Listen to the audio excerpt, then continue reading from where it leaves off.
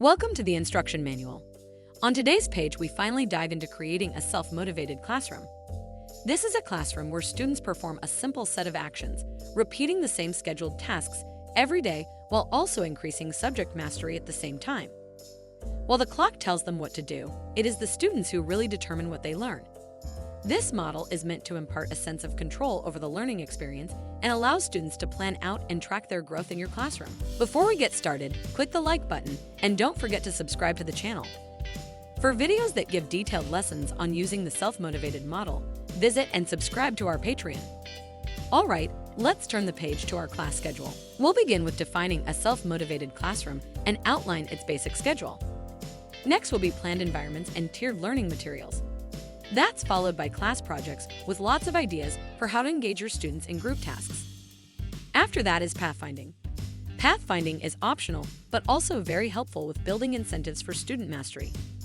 Finally, we will go over grading and then ideas for how to build your own classroom with the ideas we discussed today. If I were to describe a self-motivated classroom, I would first talk about the learning environment. This is an environment where students interact with planned material and engage, for the most part, in peer tutoring. Class time is divided into 3 basic intervals, which can work for pretty much any class schedule. The first interval is when students work on tiered or scaffolded practice. The second interval is devoted to teacher and tutor interaction. The third and final interval is when students work on a class project that reflects the functional aspects of the learning unit. Let's first imagine our classroom is completely empty. There are no blackboards, no learning materials, no kids. Next, we will invite our favorite 6th grade teacher, Mr. Branch, who is planning the layout of the room. He starts with 3 tables or 3 shelving units that display tiered or scaffolded lessons. If you're unfamiliar with scaffolding, it is where lessons are planned to gradually increase learning competency. Scaffolding was introduced by the psychologist Lev Vygotsky, who posed that students learn by achieving small levels of mastery, one step at a time. Moving on, Mr. Branch is deciding to label his shelves with 3 different colors. I'll explain why in just a bit. Nearby, there is an area set up for general classroom supplies. Mr. Branch then plans the area for the class project. This area is where the bulk of student activity takes place, and he can be as creative as the room allows him to be. For a large classroom, he can designate a separate space where all of his students can work as a unit or in divided groups. If the room is small, then desks or chairs can be grouped together and color-coded. Mr. Branch will also want to keep research materials close to the project area. This would include technology like laptops and headphones, research texts, and reference materials. Students in a self-motivated class are also kept apprised of their grade progress and mastery levels throughout the year. So a final area should be designed where students can submit assignments, check their grades, and plan tutoring interactions. If there is no space for this, feel free to use colored cards again. Okay, now we can talk about the cards. These are mainly to be used if your classroom is low on space. And to be clear, they aren't the most necessary thing in the world, but if you've ever caught students goofing off, you'll see the use in them pretty quickly. The card colors communicate the type of activity being performed during project time. If a student is researching, he can show green. Another student creating art for the project, she can show blue. Whatever card is shown, you as the instructor know instantly what the student is supposed to be doing without having to interrupt them. Conversely, if you see the student is slacking off or struggling, you can intervene and see if the student requires tutoring or another type of help. Now we can return to Mr. Branch in our brick and mortar classroom, where he can finally plan his tiered learning materials. Remember those 3 shelves with the color cards? These shelves will be filled with worksheets and other scaffolded materials for his students to interact with. You may wonder if the shelves need to be color-coded for this. Yes and no. They don't have to be colored, but we do want some type of label for each shelf. So instead of colors, Mr. Branch chooses to label his shelves with superheroes. One shelf with Groot, next one with Spider-Man, and the last with Fred Rogers. Some heroes wear costumes, some wear a red sweater. Groot's shelf contains learning materials for remedial level students. If this were a 1st grade math class, this shelf would contain worksheets that practice counting and single-digit addition. There are also games like Uno and Dominoes. Mr. Branch also includes manipulatives like counting rods or number block toys. Spider-Man's shelf contains grade-level worksheets and activities. There would be sheets for practicing single, double, or triple-digit addition. We can still use counting rods as well as Montessori materials like the stamp game. We can also use games like the Polka Dot game, Happy City, and Sun Swamp. The Fred Rogers shelf is for advanced students to use. These are the students who cleared the Groot and Spider-Man shelves and can also be assigned to provide tutoring services. On this shelf, students would find worksheets that contain place value practice, early multiplication, and subtraction. There is also a Monopoly board. This game is hands down the best for teaching early math and finance planning, but it is a long one to complete. You can certainly opt to have students play this as a class project rather than placing it on the advanced shelf. Okay, the class environment has been laid out and the tiered materials are all set for the kids.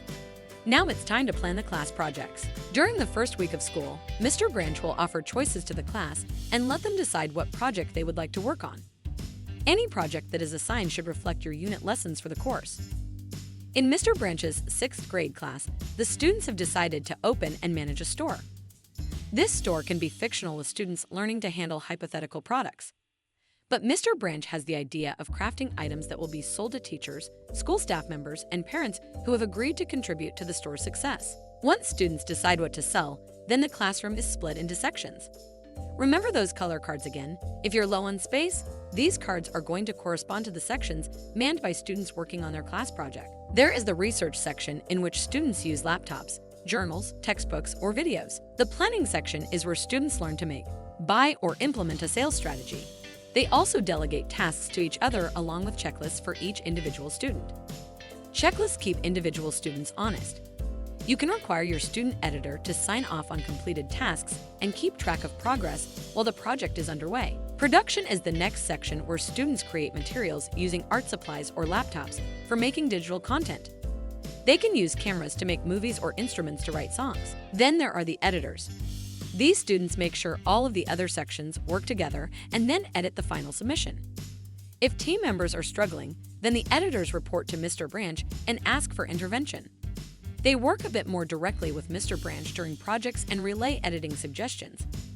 The editors should be in charge of the grading rubric, if you use one, and keep track of all assignment parameters, checklists, and schedules. In the meantime, Mr. Branch works at interacting with each member of the group and giving instructions. He can recommend students switch sections, changes marketing tactics, or use certain materials for research. All the while, Mr. Branch teaches in real time while the students engage in functional applications of his unit lesson. He is not giving lectures or demonstrating to the class all at one time. He may, however, leave written or video instructions for students to reference at later times. Your class project does not have to be a store. Your project can be a play, a clothing line, an art show, a stock portfolio, a historical reenactment, a movie, or a role-playing game. The project itself comes second to having students practice functional application of the lessons in real time. Remember that we said a game like Monopoly can also be used as a class project. There is still a fair amount of planning to be had for this. Students will need a banker to hand out the money, an accountant to help with rental payments and fees, and a maintenance worker to make sure the game is tidied up after every class session. A student editor is also on hand to track that everyone in the group has taken up a different role during gameplay at least once. Everyone gets a role. Everyone depends on each other to play the game. Next, we will look at pathfinding. And I have to admit it, pathfinding is for teachers who like to get a little nerdy with their curriculum planning.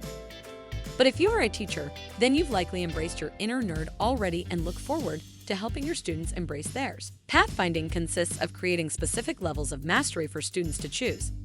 The goal of pathfinding is for students to gain proficiency within an individual course of study.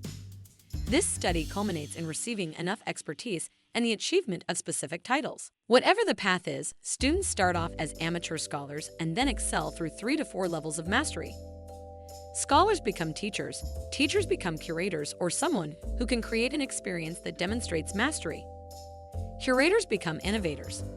Innovators take the knowledge they have gained and apply it to creating new and exciting ideas. Throughout the school year, your students will achieve any or all of these titles as they proceed through their study. Students should choose their path at the beginning of the year when they receive a list of subjects. Choices should be submitted by the end of the first quarter and after they have had enough time to explore your lesson units. Pathfinding work starts once students are comfortable with the class schedule and know how to use flex days for working on their assignments. Downtime between class projects, shortened schedules, library visits, these are all useful times for students to study. One way to set grading standards for pathfinding is to use your state learning standards as a means to guide students in how they deliver proof of mastery. And you want this proof to be more than just a basic research paper. Students can build, post, publish, teach. Anything works just so long as the path culminates in an end result. Have students create checklists and planning models to guide them through the process and use those as grading goalposts during your first and second quarters. If you wish to know more about building the best learning environment possible, click the bell to be notified about future posts on this channel. It's also likely that once you implement the self-motivated model, you may want an idea of how to grade your students' work. Grading basically comes down to points. Class grading involves assigning a point total to each assignment and then awarding points based on how many answers are correctly identified. This is fine for testing, but for many assignments in your self-motivated classroom, grading will require a little more finesse. The class project will be performed by all of your students as either one group or possibly 2 or 3 groups. Performance can be graded using rubrics. You can use peer evaluations as well to keep students honest about how much they contribute to their group. The project rubric can go to the project editors, who can make sure that most of the rubric points are addressed for grading, or you can fill out rubrics yourself as you assess completion of the project. A good portion of your gradebook will revolve around assignment completion, especially for the tiered work and for pathfinding. Let's say you have 10 items on the group shelf. Student A has successfully mastered 7 activities on the shelf. You can allocate 7 out of 10 points total, which is preferable to assigning a point total for each activity. Yes, you could assign a base 10-point scale for Uno, but that is just overkill for most people. For the tiered shelves, the easiest process would be to mark each activity as a pass or fail credit. Grading the shelves gets tricky if a student is using the remedial shelves and not able to perform grade-level work. We do not want students using remedial work to be rewarded for completing assignments below grade level. But we also do not want a student's work to go unacknowledged. First and foremost, explain to your students that work on the remedial shelf is meant as practice and a means to gain access to the grade-level material. We can call it practice or preparation, but the students need to know why they are interacting with the remedial shelf to begin with. In our Confucius video, we discuss how students can use Google Sites or a grading journal so that students can continually record their progress and plan what needs to be done in order to reach grade-level mastery. If a student sees that they only have 7 out of 10 activities completed on a tiered work shelf, then they can consult the teacher or a tutor if they need help getting through those last 3 activities. Pathfinding is also meant to be graded based on assignment completion. There should not be a failing grade unless the assignment is just not done at all. Any work performed for this should be acknowledged and given a pass grade. The crux of pathfinding is that students can choose how much credit they wish to receive for their labor. Try to remember that pathfinding is not so much about the grade as about having students recognize fulfillment in doing something they like to do. It's not about achieving points, it's about leveling up with their own merit, their own skill. Don't overcomplicate the grading or the student will not be as invested as they should be. We will be posting many more videos on how to build a self-motivated classroom. Most, if not all, will be posted to our Patreon. So if you would like to follow, please click the link below for more information and to join us as we build our dream classroom together. It's important to note that the self-motivated model may not work for everyone. If you are in a college classroom or prep school, these models may not work as effectively. If you are a Title IX school and absolutely must follow textbook chapters, this also may not work. But for most of you, this can and will work to some extent. If your classroom management is on point and you feel comfortable interacting with your students on an individual basis, then this model is for you. But every class is unique, every student is an individual, and every teacher is tired. So tired that implementing the model all at once can feel a bit overwhelming. Maybe you need to focus more on building your class culture this year. Maybe your school is dealing with administration changes or budget cuts. Whatever the issue, not all of the self-motivation model needs to be implemented at once. One suggestion is to start with the tiered work shelves or even just one table where remedial and advanced materials are made available. As long as these materials are present in the classroom, it will be easy for you as the instructor to see each student's individual learning needs. Then you can identify which students need help and which students can help you. Consider using open grade journaling. Let students know where they are and encourage them to plan small changes that will help them achieve the amount of growth they want. The most important thing is to have students focus on growth, not grades. Remember to allow students to become the person they want to be in your classroom. Thank you for watching this video. If you would like to see more ideas to help your classroom be the best it can be, leave a comment down below. Click the like button and subscribe. Until next time, we'll see you on the next page.